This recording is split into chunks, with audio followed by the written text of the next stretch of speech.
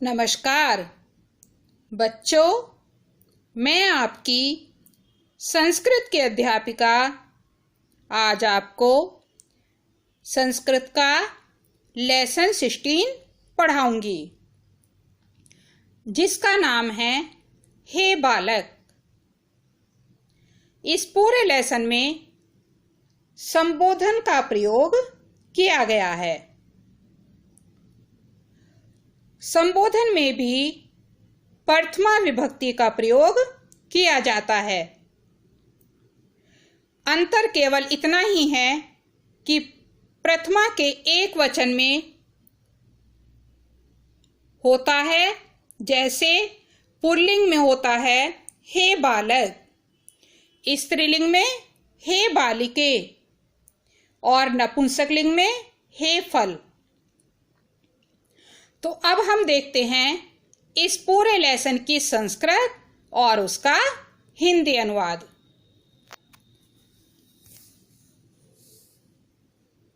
शिक्षक, हे बालक त्वं किं पठसि। अध्यापक, हे बालक तुम क्या पढ़ते हो। छात्र, हे गुरुदेव अहम संस्कृतं पठामि। हे आचार्य मैं संस्कृत पढ़ता हूँ। हे आचार्य मैं संस्कृत पढ़ता हूँ। पथिक, भो पुरुष तव नाम किम। पथिक या राहगीर, हे पुरुष तुम्हारा नाम क्या है। देव, श्रीमन मम नाम देवः अस्ति। देव, श्रीमान मेरा नाम देव है। पिता, हे पुत्रो युवां किम खादत। पिता, हे पुत्रो तुम क्या खाते हो। रामः श्याम च, राम और श्याम। हे जनक आवाम फलम खादावः। हे पिता हम दोनों फल खाते हैं।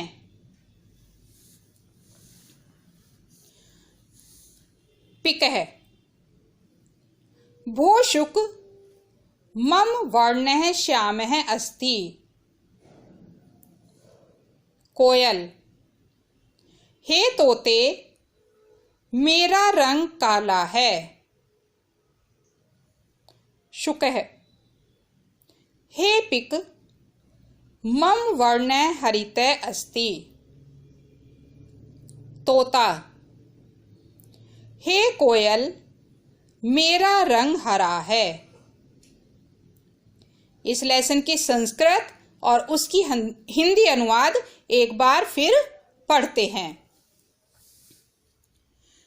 शिक्षक, हे बालक त्वं किं पठसि। शिक्षक, हे बालक तुम क्या पढ़ते हो। छात्र, हे गुरुदेव अहम संस्कृतं पठामि। हे आचार्य मैं संस्कृत पढ़ता हूँ। पथिक, भो पुरुष तव नाम किम। पथिक, हे पुरुष या हे व्यक्ति तुम्हारा नाम क्या है। देव, श्रीमान मम नाम देवः अस्ति। देव। श्रीमान, मेरा नाम देव है। पिता, हे पुत्रो, युवाम किम खादत। हे पुत्रो, तुम दोनों क्या खाते हो। रामः श्याम च। राम और श्याम। हे जनक, आवाम फलव खादाव। हे जनक, हम दोनों फल खाते हैं। पिकः, भो शुक मम वर्ण श्यामः अस्ति। कोयल, हे तोते, मेरा रंग काला है। शुक, हे पिक, मम वर्ण हरित अस्ति। तोता, हे कोयल, मेरा रंग हरा है। संस्कृत और हिंदी अनुवाद के बाद अब देखते हैं इसी लेसन के शब्द अर्थ, जिसमें पहला शब्द है गुरुदेव। इसका अर्थ है आचार्य। पुरुष है, व्यक्ति। श्रीमन, श्रीमान। जनक है, पिता। युवाम, तुम दोनों। आवाम, हम दोनों। शुक है, तोता। श्याम है, काला। पिक है, कोयल। हरित है, हरा। अब देखते हैं इसी लेसन की एक्सरसाइज। उच्चारण कीजिए। बच्चों, ये शब्द दिए हुए हैं और ये संबोधन में इन शब्दों का प्रयोग कैसे किया जाता है, एक वचन, द्विवचन और बहुवचन में, यह बताया गया है।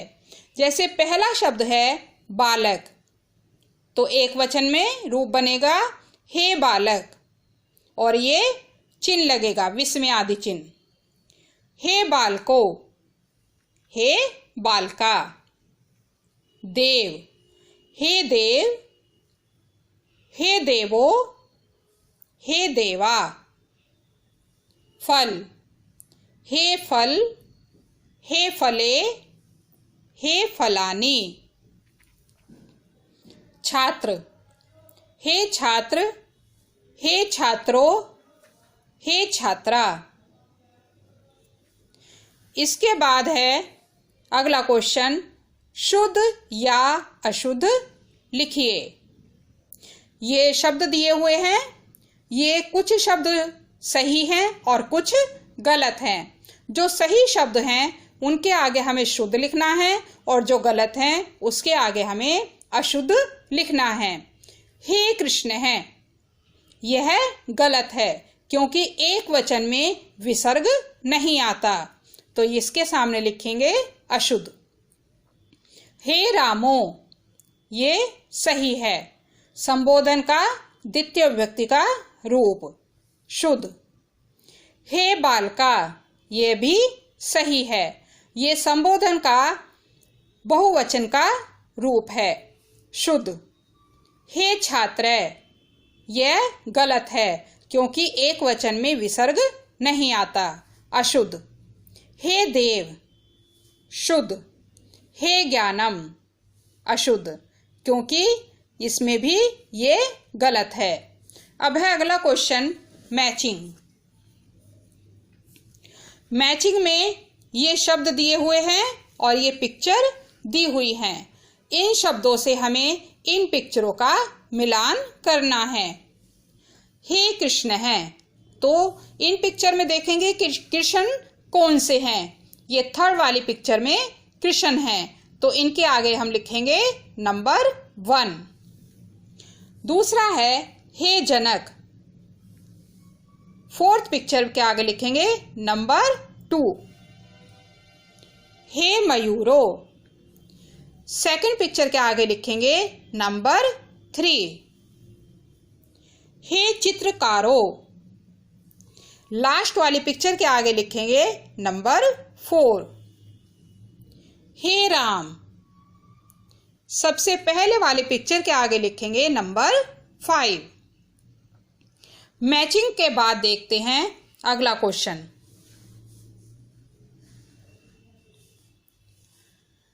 उचित पद को उचित स्तंभ में लिखिए।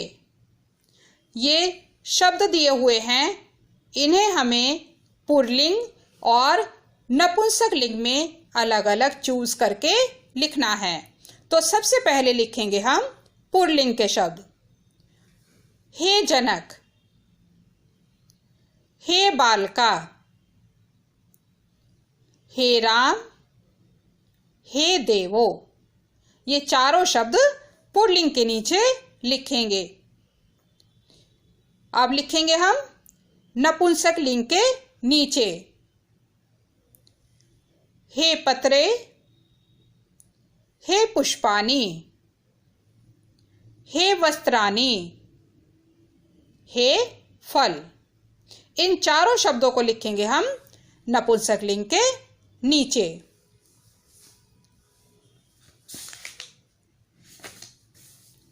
तो बच्चों, आज हमने इस पूरे लेसन की संस्कृत, हिंदी अनुवाद, शब्दार्थ और उसकी एक्सरसाइज पढ़ी और समझी।